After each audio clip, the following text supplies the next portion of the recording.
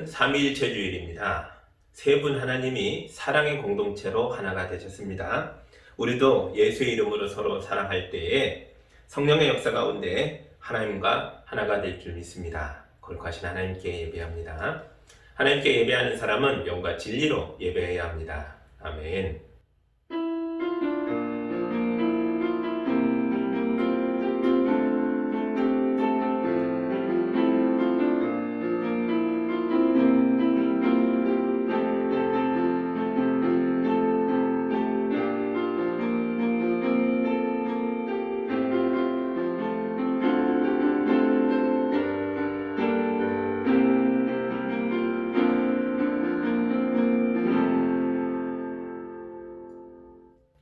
사랑의 하나님 아버지, 창조의 능력으로 우리를 만드시고 자녀 삼아 주셔서 감사합니다.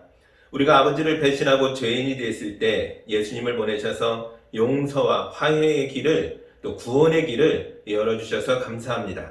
우리가 약해질 때마다 성령님의 도우심으로 우리를 위로하여 주시고 힘을 내서 의로운 길을 다시 걷게 하시니 또한 감사드립니다. 영상으로 예배하는 모든 곳에 거룩한 영으로 임하셔서 주의 백성들의 정성 어린 예배를 받아 주옵소서. 예수님의 이름으로 기도합니다. 아멘. 찬송가 10장 함께 찬양합니다.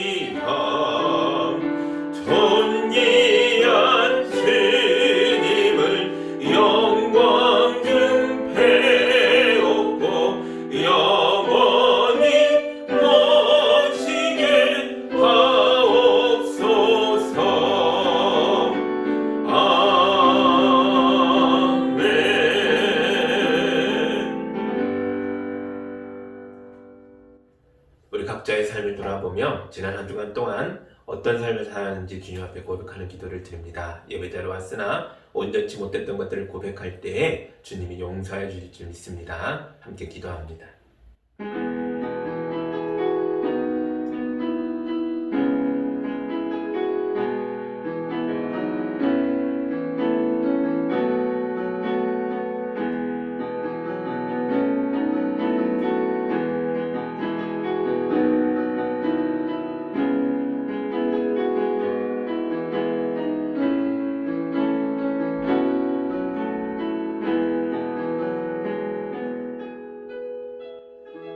주여, 우리가 너무 더러워서 거룩하신 주님 앞에 서는 것을 감당할 수가 없습니다.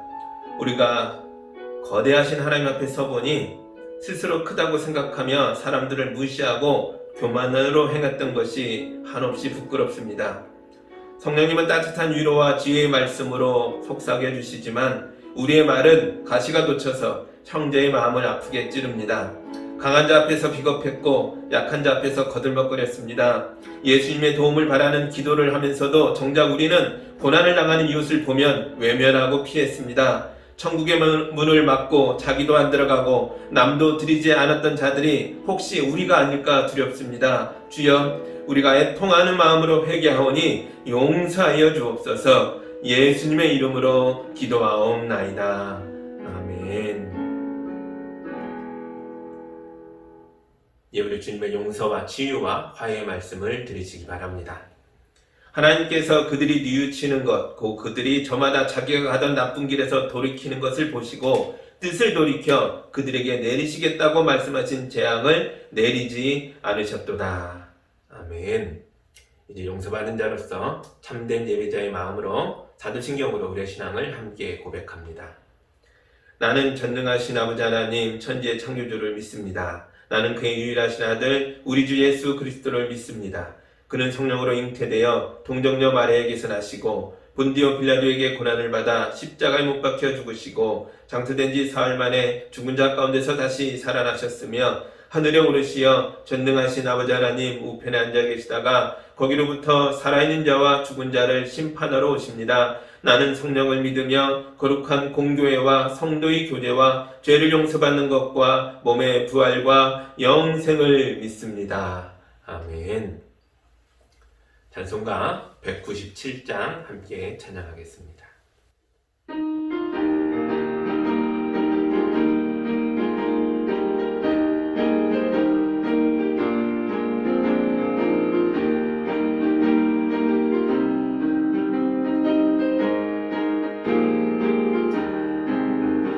은혜가 풍성한 하나님을 믿는 자 사람 한 사람 어제나 오늘도 언제든지 변찮고 보호해 주시네.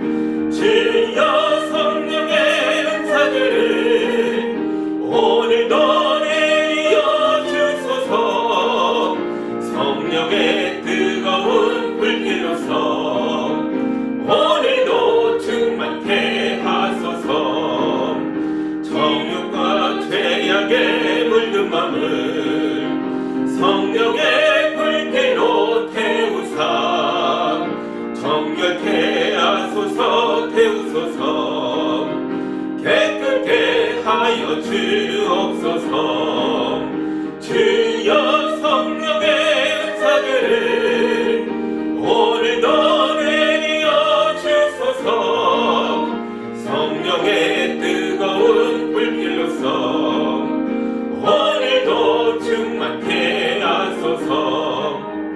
이 세계 제물로 돌아가신 어린 양 우리 주 예수여 구속의 은혜를 내리시사 오늘도 구원해 주소서. 주여 성령의 은사들을 오늘도 내려 주소서. 성령의 뜨거운 불길로서 오늘도 충만케 하소서. 주님의 기쁘신 은혜만을 세상에 널리 전하리니 하늘의 능력과 권세로서 오늘도 입혀 주옵소서. 주여 성령의 은사들을 오늘도 내려 주소서. 성령의 뜨거운 불길로서 오늘도 충만케 하소서.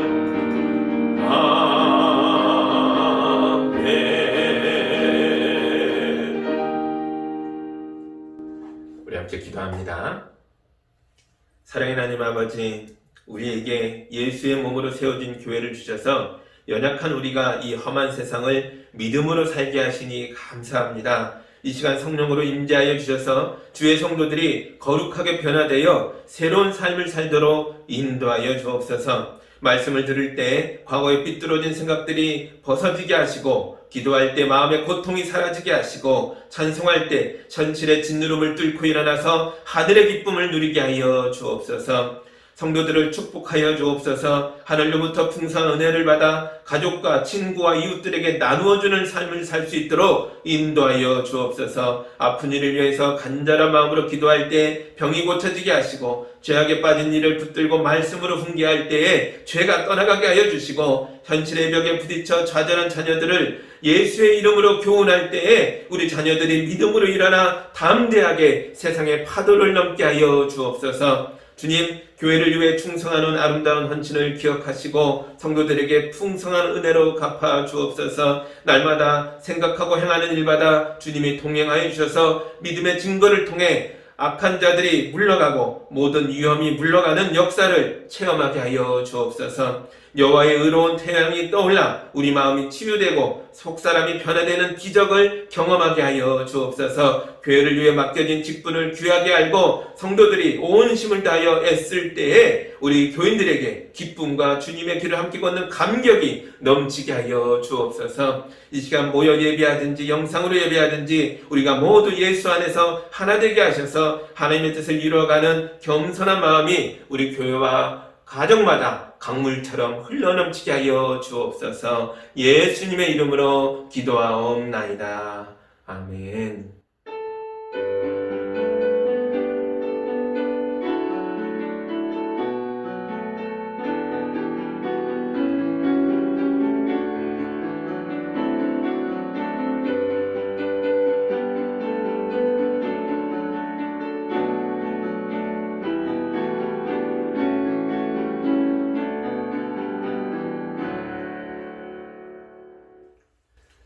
하나님 말씀 같이 보겠습니다. 오늘 우리에게 주시는 주님의 말씀은 요한복음 11장 54절부터 12장 11절까지의 말씀입니다. 하나님 말씀을 봉독할 때 여러분도 함께 보시기 바랍니다. 그래서 예수께서는 유대 사람들 가운데로 더 이상 드러나게 다니지 아니하시고 거기서 떠나 광야에서 가까운 지방 에브라임이라는 마을로 가서 제자들과 함께 지내셨다. 유대 사람들의 유월절이 가까이 다가오니 많은 사람이 자기의 몸을 성결하게 하려고 유월절 전에 시골에서 예루살렘으로 올라왔다. 그들은 예수를 찾다가 성전뜰에 서서 서로 말하였다. 당신들은 어떻게 생각합니까? 그가 명절을 지키러 오지 않겠습니까? 대제사장들과 바리새파 사람들은 예수를 잡으려고 누구든지 그가 있는 곳을 알거든 알려달라는 명령을 내려두었다. 유월절 엿새 전에 예수께서 베다니에 가셨다. 그곳은 예수께서 죽은 사람 가운데 살리신 나사로가 사는 곳이다. 거기서 예수를 위하여 잔치를 베풀었는데 마르다는 시중을 들고 있었고 나사로는 식탁에서 예수와 함께 음식을 먹고 있는 사람 가운데 끼어 있었다. 그때 마리아가 매우 값진 순 나드 향유 한 근을 가져다가 예수의 발에 붓고 자기 머리털로 그 발을 닦았다. 온 집안에 향유 냄새가 가득 찼다. 예수의 제자 가운데 하나이며 장차 예수를 넘겨줄 가룟 유다가 말하였다. 이 향유를 300데나리온에 팔아서 가난한 사람들에게 주지 않고 왜 이렇게 낭비하는가? 그가 이렇게 말한 것은 가난한 사람을 생각해서가 아니다. 그는 도둑이어서 돈자루를 맡아가지고 있으면서 거기에 든 것을 훔쳐내곤 하였기 때문이다. 예수께서 말씀하셨다. 그대로 두어라. 그는 나의 장사 날에 쓰려고 간직한 것을 쓴 것이다. 가난한 사람들은 언제나 너희와 함께 있지만 나는 언제나 너희와 함께 있는 것이 아니다. 유대 사람들이 예수가 거기에 계신다는 것을 알고 크게 떼를 지어 몰려왔다. 그들은 예수를 보려는 것만이 아니라 그가 죽은 사람들 가운데서 다시 살리신 나사로를 보려는 것이었다. 그래서 대제사장들은 나사로도 죽이려고 모의하였다. 그것은 나사로 때문에 많은 유대 사람이 떨어져 나가서 예수를 믿었기 때문이다. 아멘. 제가 기도합니다.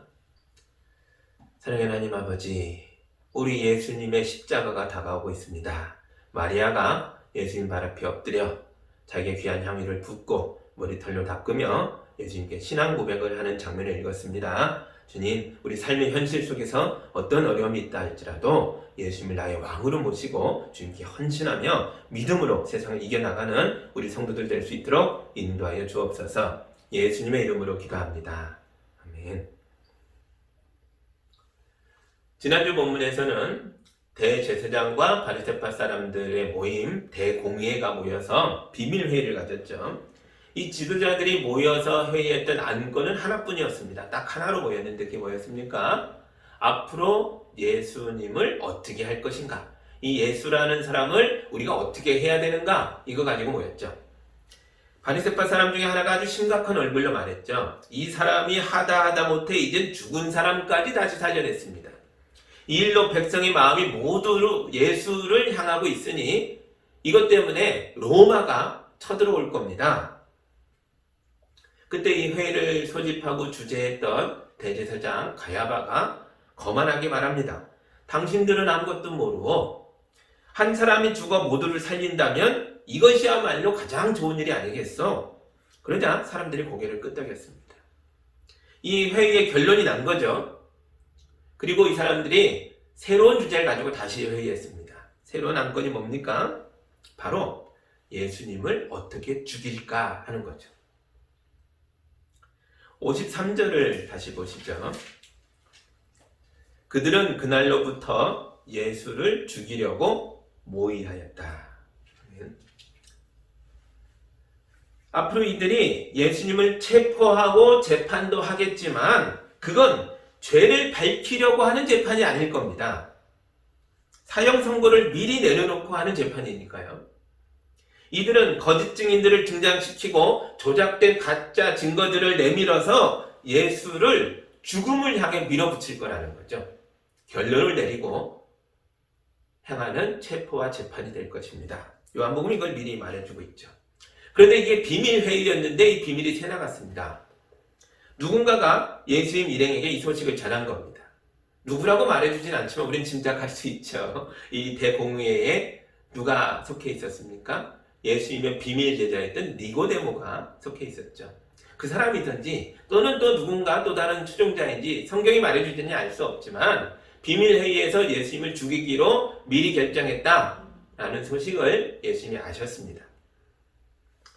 그래서 예수님 일행은 예루살렘에서부터 멀리 떨어진 지역으로 피신합니다. 이제 오늘 본문을 봅니다. 54절입니다. 그래서 예수께서는 유대 사람들 가운데로 더 이상 드러나게 다니지 아니하시고 거기에서 떠나 광야에서 가까운 지방 에브라임이라는 마을로 가서 제자들과 함께 지내셨다. 아멘. 예수님은 지배자들의 손길이 미치지 않는 곳으로 가셨습니다. 그런데 왜 하필 에브라임일까요? 이 에브라임이라는 동네는 그동안의 예수님의 활동에 잘 나오지 않았던 동네잖아요. 이곳에서 북쪽으로 더 올라가면 갈릴리입니다. 갈릴리까지만 갔었다면 그곳에는 예수님을 따르는 추종 세력이 굉장히 많죠. 당국자들의 군사가 왔다 할지라도 갈릴리 사람들이 예수님 편에 서서 폭동을 일으키고 함께 싸울 수도 있었을 겁니다. 예수님을 편들어주고 예수님을 감쌀 사람들이 그곳에 많이 있습니다. 그런데도 예수님은 갈릴리로 가지 않고 에브라임으로 가셨다는 거죠. 본문에는 왜 하필 에브라임인가를 설명해주는 내용이 없습니다. 예수님 일행 중에 이 동네 사람과 가까운 사람이 있었을까요? 혹시 이 동네 사람 누군가가 예수님 우리 동네에 한번 오시죠? 초청했던 걸까요? 모릅니다. 안 나오니까요. 다만 에브라임이 광야에 가까운 지방이고 이곳은 예루살렘으로부터 북쪽으로 17km 정도 떨어진 곳이다 라는 건 알 수 있습니다. 고고학적인 증거니까요. 성경에서 하룻길이라고 말하면 대략 40km 정도를 말합니다. 그런데 에브라임은 이 동네는 예루살렘으로부터 17km 정도 떨어져 있습니다. 이건 반나절 길도 안 된다는 거죠. 이곳은 예수님 일행이 예루살렘으로 다시 가겠다고 마음만 먹으면 언제든지 되돌아갈 수 있는 그런 장소였다는 거죠. 그러므로 예수님은 사형 선고를 피해서 도망가신 게 아니었습니다. 도망가신 거라면 갈릴리로 가셨어야죠. 예수께서는 하나님의 정하신 때에 맞추어서 하나님의 방법으로 죽고자 에브라임으로 가신 겁니다. 그곳에서 그 때를 맞추려고 반나절 길인 에브라임에서 하나님의 시간이 다가오는 걸 기다리신 거죠. 여러분, 대제사장 일행이 성전의 지도부가 예수에게 사형 선고를 내렸다고 해서 정말 그들이 예수님을 죽일 수 있는 게 아닙니다. 대제사장이 예수를 체포하고 재판하고 사형에 넘길 수 있었던 것은 예수께서 그걸 받아들이셨기 때문입니다. 그러므로 예수님의 십자가의 죽음은 바로 하나님의 사건이었습니다. 대제사장의 사건이 아니라 이건 예수의 선택이셨고 하나님의 뜻에 따르는 순종하신 결과였다는 거죠. 하나님의 사건이었기에 예수님의 십자가가 죄인을 용서하는, 죄인을 구원하는 하나님의 은혜의 길이 될 수 있었던 거죠. 지금 우리가 겪고 있는 어려움들이 있습니다. 이 어려움의 원인이 뭘까요? 왜 우리 이렇게 힘들까요? 코로나 바이러스가 우리를 괴롭히는 겁니까? 그렇게 말하는 사람은 바이러스에게 지는 것입니다. 바이러스 따위에게 지지 마십시오. 엄청난 고난 앞에서 예수의 이름으로 기도하십시오. 말씀으로 고난을 해석하십시오. 믿음으로 고난에 맞서 싸우십시오. 그러면 우리가 도저히 극복할 수 없었던 그것처럼 보였던 이 고난이 하나님의 사건으로 변화될 줄 믿습니다. 고난이 우리를 구원하고 변화시키고 성장하게 하는 거룩한 사건들이 될 줄 믿습니다. 이게 믿음이죠.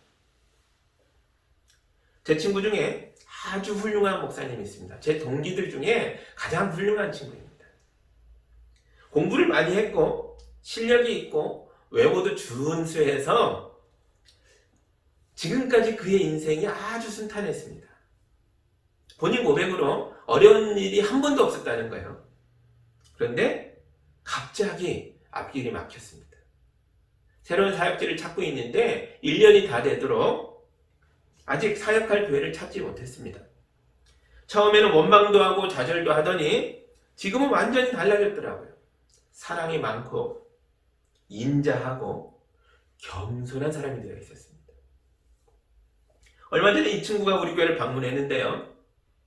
와서 그런 얘기를 하더라고요. 예전에는 자기가 큰 교회만 찾았는데 지금은 어디든 주께서 보내시면 사랑으로 일할 수 있겠다라는 고백을 하더라고요. 그리고 집에 가면서 저를 꼭 안아주는데 친구의 품에서 뜨거운 사랑이 느껴졌습니다. 아주 진실한 사랑이었습니다. 고난이 하나님의 사건이 되자 주님께서 이 친구를 진실하고 사랑이 넘치는 좋은 목사로 다시 빚어주신 거죠. 원래 좋은 사람이었지만 더 좋은 그릇으로, 더 훌륭한 목자로 하나님이 빚으셨습니다. 앞으로 이 친구가 목회하는 교인들은 너무너무 행복할 것입니다. 6월절 명절이 다가오면서 또다시 많은 사람들이 예루살렘으로 모여들었습니다. 평소에는 예루살렘 인구가 한 10만 명 정도라는데요. 명절 기간이 되면 그 수가 무려 100만 명 이상으로 늘어납니다. 그런데 축제의 기쁨이 가득해야 할 순례자들 사이에서 불안과 긴장감이 느껴집니다. 성전 곳곳에 예수에 대한 수배 전단이 뿌려졌기 때문입니다. 57절 보시죠. 대제사장들과 바리새파 사람들은 예수를 잡으려고 누구든지 그가 있는 곳을 알거든 알려달라는 명령을 내려두었다. 그러면 이제 사람들은 예수에게 사형 선고가 내렸다는 것을 모두가 다 알게 됐습니다. 더 이상 비밀이 아니죠. 만약 예수가 예루살렘에 와서 체포되면 그는 공정한 재판을 받지 못한 채 억울하게 죽게 될 것입니다. 그래서 이번 6월절에는 예수가 오지 않을 것이다. 예수님이 나타나지 않을 것이다 라고 생각하는 사람들도 많았습니다. 죽을 자리가 뻔한데 왜 오겠냐는 거죠. 그래서 사람들이 내기하듯이 서로 수군거렸습니다. 56절 보시죠. 그들은 예수를 찾다가 성전들에 서서 서로 말하였다. 당신들은 어떻게 생각합니까? 그가 명절을 지키러 오지 않겠습니까? 이 마지막 6월절의 분위기가 어떠했는가를 잘 이해하셔야만 12장의 사건도 이해가 됩니다. 불안한 감정이 공중에 둥둥 떠다니고 긴장의 끈이 팽팽하게 당겨져 있는 그런 분위기 속에서 12장을 읽으셔야 합니다. 이제 보시죠. 10장 1절입니다.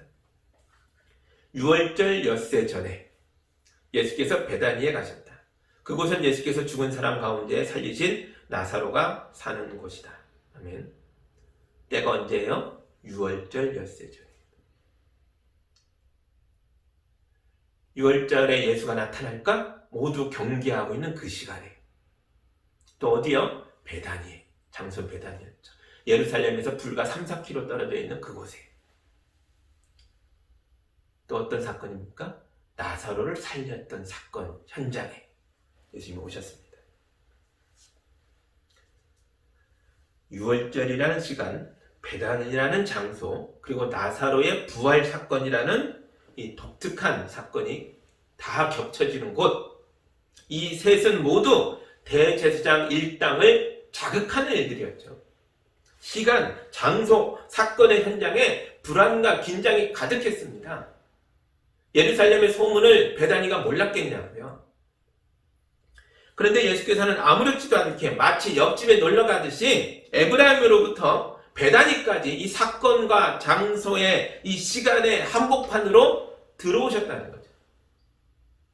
그리고 예수님은 이 시간과 장소와 사건을 다시 한번 거룩한 하나님의 사건으로 변화시킵니다.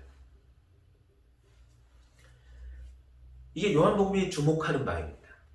요한복음이 12장에서 주목하는 사건이 있죠. 예수의 시간과 장소와 사건을 하나님의 것으로 바꾸어가는 이 현장에 함께하고 있는 사람들의 표정과 태도입니다. 요한은 이걸 주목했습니다. 2절과 3절을 보시죠. 거기서 예수를 위하여 잔치를 베풀었는데 마르다는 시중을 들고 있었고 나사로는 식탁에서 예수와 함께 음식을 먹고 있는 사람 가운데 끼어 있었다. 그때 마리아가 매우 값진 순나드 향유 한 그릇을 가져다가 예수의 발에 붓고 자기 머리털로 그 발을 닦았다. 온 집안에 향유 냄새가 가득 찼다. 아멘. 우리가 너무나 잘 아는 마리아의 향유 사건이죠. 그런데 보십시오. 예수가 오시자 베다니의 3남매만이 아니라 베다니의 마을 사람들 다 모여서 예수님을 향한 이 일행을 향한 진심을 보여줬습니다. 이 시절의 잔치는 푸짐한 저녁 식사를 말합니다. 가난한 시절이라서 오전에는 간단하게 먹고 저녁을 아주 푸짐하게 먹었습니다. 그러니까 이 만찬은 하루 중에 가장 중요한 식사였죠. 특히 귀한 손님을 모시고 하는 잔치는 밤늦게까지 이어지곤 했습니다. 그런데 이 잔치에 마을 사람이 다 온 거예요. 아주 긴 시간 동안 잔치가 이루어지는데 마르다는 평소 성품대로 주방과 식탁을 오고 가면서 끊임없이 예수님의 시중을 들었고 죽었다가 다시 살아난 나사로는 사람들 사이에 끼어서 예수님 곁에 앉아서 함께 음식을 먹고 있습니다. 그리고 3남매의 막내 마리아는 잔치가 무르익었을 때에 매우 값진 향유 나드 한 근을 가져다가 예수님의 발에 붓고 자기 머리털로 그 발을 닦았습니다. 그리고 그 향기가 온 집안에 가득 찼죠. 우린 이 사건에서 마리아만 주목하는 경향이 있습니다. 그러나 자세히 보시면 이 사건은 마리아만의 사건이 아니라 베다니 마을의 사건입니다. 값비싼 향유를 바친 마리아, 머리털로 예수님의 발을 닦은 마리아, 그것만이 아니라 예수님을 환영하고 잔치를 열고 시중을 들고 함께 음식을 나누었던 베다니 마을 사람들 모두가 주목받아야 한다는 거죠. 왜 그렇습니까? 베다니는 예루살렘 바로 곁에 있는 작은 농촌 마을입니다. 순례자들이 예루살렘에서 숙직할 곳을 못 구하면 베다니에 와서 숙직할 곳을 구했던 그런 곳이죠. 그러니까 예루살렘의 흉흉한 분위기를 이들도 잘 알고 있었다는 거죠. 대제사장을 비롯해서 예루살렘 지도부가 예수님을 잡아 죽이겠다는 수배 명령을 내렸다는 거 다 알고 있죠. 그런데 예수님을 숨겨줬다. 예수님과 함께 밥을 먹었다. 예수님 앞에 이런 잔치를 열었다, 이게 알려지면 이들도 위험해지는 거죠. 그 와중에 이들은 예수님을 환영했고 잔치를 열었고 시중을 들었고 함께 밥을 먹었고 마리아는 향유를 붓고 머리털도 닦습니다. 여러분, 이런 행위가 뭐겠습니까? 무슨 뜻이겠습니까? 예루살렘의 지도부가 우리의 왕이 아니라는 거죠. 대제사장이 우리를 다스리는 게 아니라는 거예요. 로마 황제가 우리의 황제가 아니라는 거예요. 헤로당이 우리의 왕이 아니라는 거예요. 예수님이 우리의 왕이라는 것입니다. 이 고백의 행위인 거죠.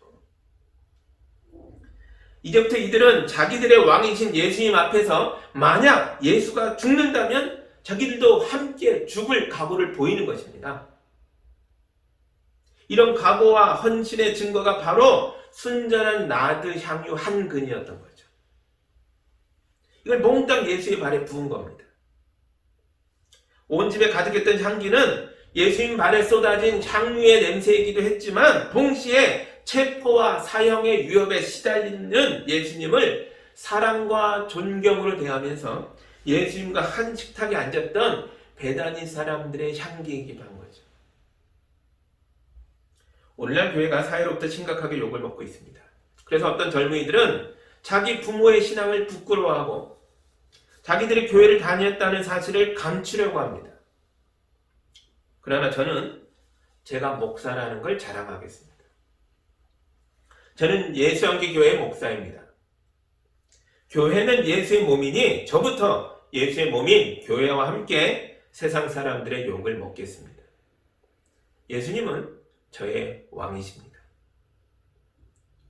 여러분, 다른 교회들이 많은 잘못을 범했다 할지라도 우리 교회가 안 그러면 되는 겁니다.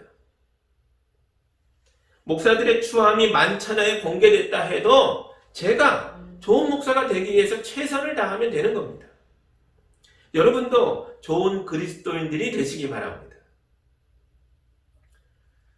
예수님을 진심으로 믿고 따르면서 좋은 제자도를 세상에 보여주십시오. 한국교회는 죽음을 이기고 다시 일어설 수 있습니다. 우리 교회는 예수님을 환영하고 잔치를 베풀고 헌신을 다짐했던 베다니 사람들과 같은 교회가 되어야 합니다. 마리아가 예수님 발에 부은 나드 향유는 대단히 값비싼 것이었습니다. 나드는 팔레스타인 지역에서 나지 않는 향유입니다. 이것은 북부 인도의 특산품이거든요. 감송나무라는 뿌리와 줄기에서 나오는 지백을 짜서 기름으로 만든 겁니다. 그러니까 이건 100% 수입품이라서 굉장히 귀한 물건입니다. 너무 귀해서 이걸 물에 희석해서 쓰기도 합니다. 그런데 마리아의 나드는 순나드, 순전한 나드라고 되어 있죠. 물을 전혀 섞지 않은 최상품이라는 뜻이에요. 그런데 이게 한 근이라 됩니다. 한 근이란 사실 원어로 보면 11온스 정도를 얘기하고요. 그램으로 바꾸면 340g 정도 된답니다. 30ml, 50ml 이런 작은 향수병도 한 방울씩 찍어 바르잖아요. 그럼 오래 쓰죠. 몇 달을 쓰는 그런 양인데 340g입니다. 이건 어마어마하게 많은 양입니다. 그것도 아무것도 희석하지 않은 순수한 원액입니다. 마리아가 이렇게 값비싼 물건을 어디서 났을까요? 사실은 스스로 구한 게 아니고 부모님이 물려주신 유산일 겁니다. 결혼할 때를 대비해서 지참금으로 미리 마련해 주었겠죠. 그런데 보세요. 마리아가 이 엄청난 값어치를 가진 향유를 예수님 발 앞에 부을 때에 그동안 오빠도 언니도 나사로도 마르다도 또 이걸 지켜보는 동네 사람들도 아무도 말리지 않습니다. 다 가만히 있는 거예요. 왜냐하면 마리아의 행동 속에는 베다니 삼남매의 진심이 함께 녹아있기 때문입니다. 더 놀라운 건 예수님도 가만히 있었다는 거죠. 예수님은 아무 말 없이 마리아가 향유를 붓고 머리털로 닦는 것을 지켜보셨습니다. 여러분, 결혼하지 않은 여자가 많은 사람들 앞에서 자기 머리털을 푼 것만으로도 큰 사건이 되던 시대였습니다. 그런데 그 머리털로 다른 남자의 발을 닦았으니 이제 마리아는 형편없는 여자로 소문이 날 것입니다. 본래 마리아는 인기가 많은 사람이었죠. 지난주에 봤잖아요. 마리아가 있는 곳에 사람들이 마리아를 보러 왔다 그랬고, 마리아가 집에 있으면 함께 있고 나가면 따라오고, 마리아가 울면 같이 울었습니다. 오늘날에 인플루언서 같은 사람이었다라고 말씀드렸어요. 당대의 유명인, 인기 있는 사람이 이제 머리털을 푼 여자가 되었습니다. 예수님은 아픈 사람들을 고치고 귀신들을 내어 쫓아주시고 죽은 사람도 살리셨죠. 그리고 나서 뭐 하셨죠? 그들을 항상 일상으로 돌려보냈습니다. 제사장에게 너의 몸을 보이고 고쳐졌다는 것을 증거를 받아서 가정으로 돌아가라, 마을로 돌아가라, 고향으로 가라, 항상 돌려보내셨죠. 근데 그들 중에 일부는 예수님의 제자가 되겠다고 붙들기도 했죠. 귀신이 나간 사람도 예수님의 발을 붙들면 이제 어딜 가든 따르겠습니다. 그랬던 예수님이 그러지 말고 너는 집으로 가라 하고 돌려보냅니다. 그런데 이번엔 달랐죠. 마리아가 예수님 발에다 자기가 결혼할 때 써야 하는 지참금인 향유를 들이붓는데도, 그리고 처녀의 머리털로 그 발을 닦는데도, 그래서 마리아는 이제부터 다시는 과거의 일상으로 돌아갈 수 없을 텐데도 예수님이 말리지 않습니다. 가만히 계셨습니다. 왜 그렇습니까? 이제 예수님은 체포되고 재판을 받고 십자가에서 죽게 될 것이기 때문입니다. 7절 보시죠. 예수께서 말씀하셨다. 그대로 두어라. 그는 나의 장산 아래 쓰려고 간직한 것을 쓴 것이다. 아멘. 지금 예수께서 십자가를 앞두고 있는 비상상태라는 거죠. 아주 비상한 상황입니다. 십자가 이후에는 아무도 일상으로 돌아갈 수 없을 겁니다. 10절과 11절 보시죠. 그래서 대제사장들은 나사로도 죽이려고 모의하였다. 그것은 나사로 때문에 많은 유대 사람이 떨어져 나가서 예수를 믿었기 때문이다. 나사로 3남매는 과거의 일상으로 돌아갈 수 없습니다. 예수님에게 충성 맹세를 한 이들은 예수의 고난으로 이들도 몰려나가게 될 것입니다. 대제사장이 예수만 죽이겠다는 게 아니죠. 나사로도 죽이겠다. 예수를 따르는 추종자들도 죽이겠다. 예수의 이름으로 세워진 교회도 없애버리겠다. 박해가 시작된 겁니다. 예수님을 따르는 제자들은 박해를 맞을 것이고, 그들도 예수처럼 체포되고 재판을 받을 것이고, 그들 중에 어떤 이들은 예수처럼 처형당할 것입니다. 이제부터 교회에게 펼쳐지는 일상은 고난이 함께 있는 새로운 일상이 될 거라는 거죠. 그러나 예수의 고난이 십자가의 죽음으로 끝나지 않습니다. 예수님은 영광스러운 부활로 다시 일어나십니다. 죽음을 이기고 부활하신 예수님은 제자들과 다시 만날 것이며, 제자들이 지켜보는 가운데 하늘로 오르셔서 하나님 우편에 영광스럽게 앉으실 것이며, 그곳에서부터 이 땅을 살아가는 모든 제자들을 굽어 살피며 은혜로 인도하실 것입니다. 마리아의 헌신은, 그리고 베다니의 3남매와 베다니 마을 사람들의 예수님을 따르겠다는 이 제자됨의 헌신은 예수님의 부활과 함께 영원한 생명과 은혜로운 구원으로 보상받게 될 것입니다. 그래서 예수님이 가만히 계셨던 거죠. 이것은 새로운 시작이 될 것이니까요. 다른 복음서에서는 예수님 이런 말씀도 하셨습니다. 복음이 전해지는 곳마다 이 여자의 이야기도 전해질 것이다. 여러분, 오늘의 현실이 고달프면 고달플수록 우리는 더 예수님을 바라봐야 합니다. 예수님의 십자가를 붙드십시오. 예수님께 더 가까이 나아가십시오. 예수님의 고난과 십자가에 참여하는 사람들은 마침내 예수의 부활과 생명과 영광에도 함께 참여하게 될 것입니다. 이것이 주님의 약속입니다. 그러나 마리아의 향유 사건을 다르게 보는 이가 있었습니다. 그는 향유의 값어치를 돈으로 헤아리느라고 마리아의 헌신과 삼남매와 베다니 사람들의 신앙 고백을 보지 못했습니다. 4절과 5절 보시죠. 예수의 제자 가운데 하나이며 장차 예수를 넘겨줄 가룟 유다가 말하였다. 이 향유를 300데나리온에 팔아서 가난한 사람들에게 주지 않고 왜 이렇게 낭비하는가? 가룟 유다는 예수의 발에 부어지고 있는 향유의 값어치가 무려 300데나리온에 달한다 하는 것을 한눈에 알아봅니다. 한 데나리온이 노동자의 하루 품삯이죠. 300데나리온은 노동자의 1년치 연봉에 맞먹는 대단한 값어치를 가진 것이죠. 오늘날의 돈으로 바꾸면 어느 정도 될까요? 1년 연봉, 편차가 있겠지만 적게 잡아도 한 3천만 원이라고 볼 수 있겠죠.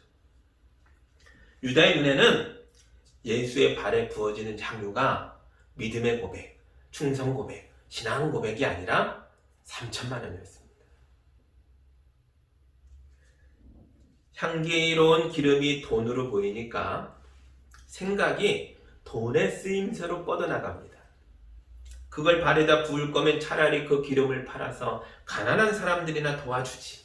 왜 저걸 낭비하느냐? 유다가 못마땅해서 투덜거립니다. 여러분, 유다도 예수의 제자입니다.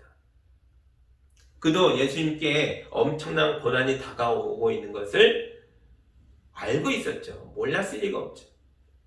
예루살렘의 지도부가 체포영장을 발부했다는 것과 예수님을 발견하면 즉시 신고하라는 전단이 성전 곳곳에 뿌려졌다는 것은 공공연한 사실입니다. 예수님은 제자들에게 내가 고난을 받고 죽겠으나 사흘 만에 부활하여 하나님의 영광을 드러낼 것이다 라고 여러 번 말씀하셨습니다. 유다도 그 말을 들었습니다. 그러나 믿지는 않았죠.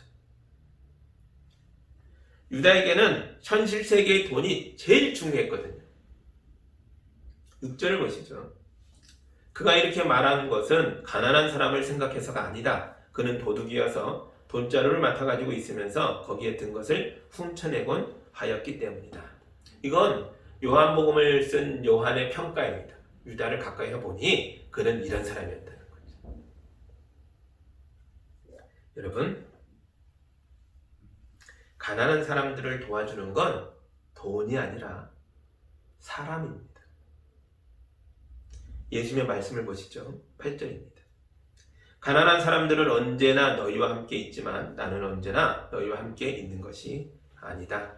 아멘. 우리가 돈이 없어서 이웃을 돕지 못하는 게 아닙니다. 이웃을 도울 마음이 있으면 비록 돈이 없더라도 우리의 몸으로 이웃을 도울 수 있습니다. 사람이 사람을 돕는 거죠.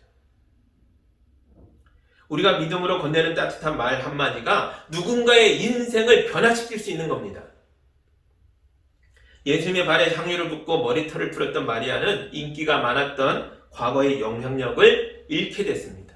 그러나 그녀는 예수님을 향한 사랑과 믿음과 충성의 고백을 통해서 예수의 이름으로 이웃과 세상을 구원하는 엄청난 영향력을 가진 사람으로 거듭나게 될 것입니다. 복음이 전해지는 곳마다 말의 헌신이 함께 전해질 것입니다. 이제부터 요한복음은 예수님의 고난과 십자가에 대해서 본격적으로 말하려고 합니다. 12장부터는 예수님의 고난에 대해서 구체적인 일들이 나오게 될 것입니다. 그러나 요한은 요한복음을 써내려가면서 예수님의 고난을 고난이라고 말하지 않습니다.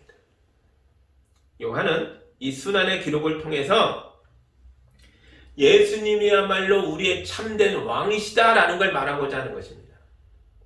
요한이 보기에 예수님의 고난은 예수님이 영광스러운 왕의 자리로 가서 앉기 위해서 올라가는 계단과 같은 거였던 거죠. 우리는 예수님을 나의 왕으로 믿고 따르는 제자들입니다. 우리가 예수의 이름으로 받는 오늘의 고난은 우리가 예수님과 함께 앉게 될 영광의 자리로 나아가는 계단이 될 것입니다. 여러분 앞에 있는 고난들을 향해서 말하십시오. 너는 나의 계단이다. 하나님의 영광의 자리로 올라가는 나의 발판이다. 예수의 이름을 부르며 믿음으로 한 발 한 발 단단하게 밟고 나아가십시오. 주님께서 여러분과 함께 하셔서 고난을 넉넉히 이길 뿐만 아니라 거룩한 영광과 생명이 충만한 영생으로 축복하여 주시기를 예수님의 이름으로 기원합니다. 함께 기도합니다. 하나님 감사합니다. 베다니 사람들이 마리아의 헌신만이 아니라 이 삼남매가 또 베다니 마을 사람들이 예수님 앞에 무릎 꿇고 나의 왕으로 고백하였습니다. 주님, 이 헌신을 돈으로 환산하는 그런 싸구려 믿음을 버리게 하여 주시고 참된 헌신, 참된 고백을 나의 신앙 고백으로 붙들어서 믿음 가운데 승리하는 성도들 될 수 있도록 인도하여 주옵소서. 눈앞에 고난이 있다 할지라도 두려움에 빠져들어 도망가는 것이 아니라 믿음으로 맞서서 싸워 이기고 승리하는 하나님의 사람들이 될 수 있도록 인도하여 주옵소서. 우리는 그러나 약합니다. 부족합니다. 주님이 도우셔야 합니다. 십자가를 이기고 부활하신 영광으로 참된 생명으로 우리와 함께하여 주옵소서. 영광의 보좌에서 우리를 내려보시며 성령의 거룩하심으로 우리 안에 임하셔서 우리를 인도하여 주옵소서. 예수님의 이름으로 기도합니다. 아멘.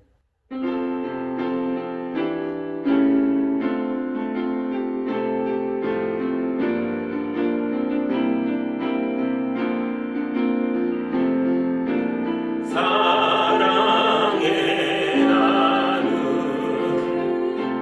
있는 곳에 하나님께서 계시도다.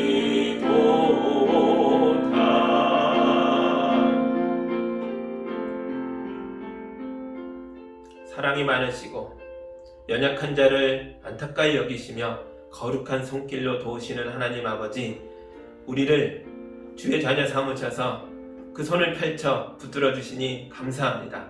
우리 성도들 세상에서 힘들게 살아가지만 힘듦을 넘어서서 영광의 자리로 나가는 발판으로 삼아 나갈 수 있도록 도와주시옵소서.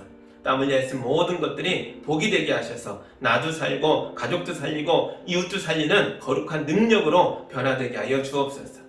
주님, 마리아의 헌신처럼 베다니 사람들의 고백처럼 귀한 예물을 주님께 올려드렸습니다. 주님이 귀한 예물을 통해서 영광 받아주시고 하나님의 나라가 확장되게 하여 주시고 주님의 몸된 교회가 든든히 서게 하여 주시고 가난한 이웃들이 도움을 받아 구원받게 하여 주옵소서.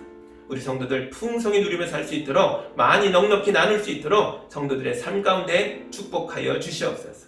예수님의 이름으로 기도하옵나이다. 아멘.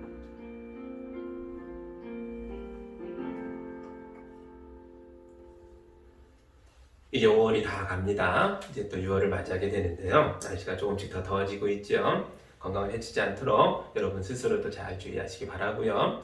또 우리 성도들 중에 이제 백신을 맞는 분들이 늘어나고 있습니다. 우리 어르신들 또 이렇게 좀 부족함이 있었던 분들이 활발하게 활동할 수 있는 그런 은혜를 주님이 주고 계십니다. 조금만 더 기다려 주시면 우리가 담대하게 모여 예배하는 날이 다 모일 수 있는 날이 다가오고 있습니다. 잘 견뎌주시기 바라고요. 또 다음 주에는 성찬 예식도 있습니다. 또 함께 참여하는 분들은 은혜 가운데 주님의 성찬에 참여하시기 바랍니다. 다 함께 힘차게 결단의 찬양 뜨겁게 부르고 또 세상으로 나아갑니다.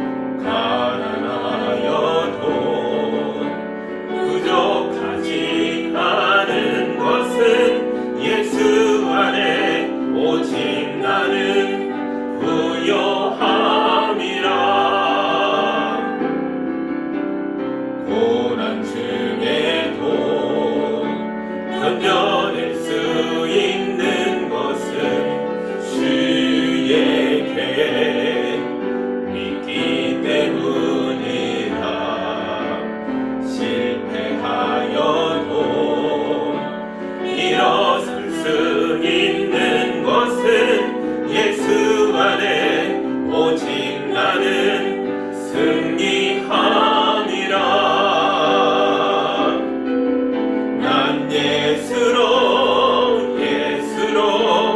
예수로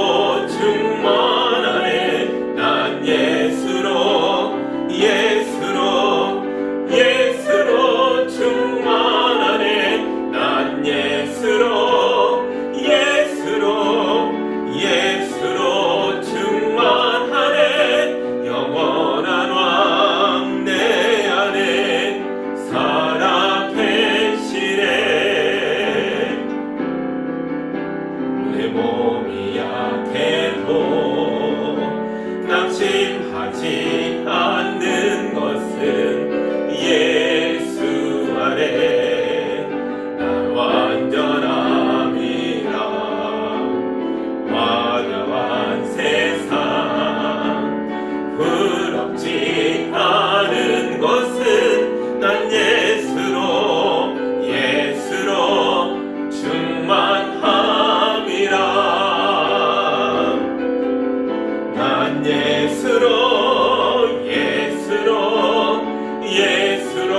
충만하네. 세상 모든 것들도 부럽지 않네.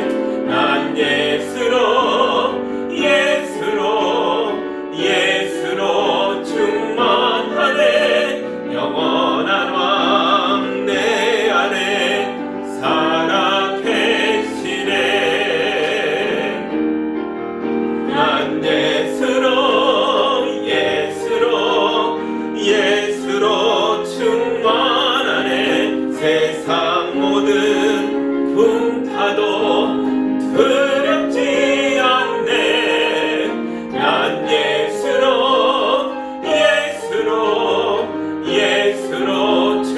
충만하네. 영원한 왕 내 안에 살아 계시네. 영원한 왕 내 안에 살아 계시네.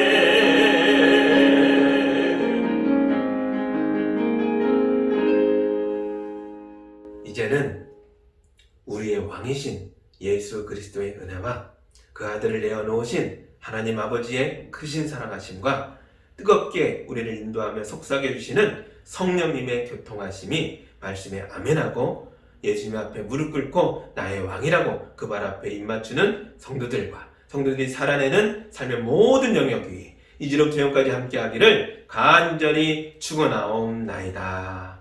아멘.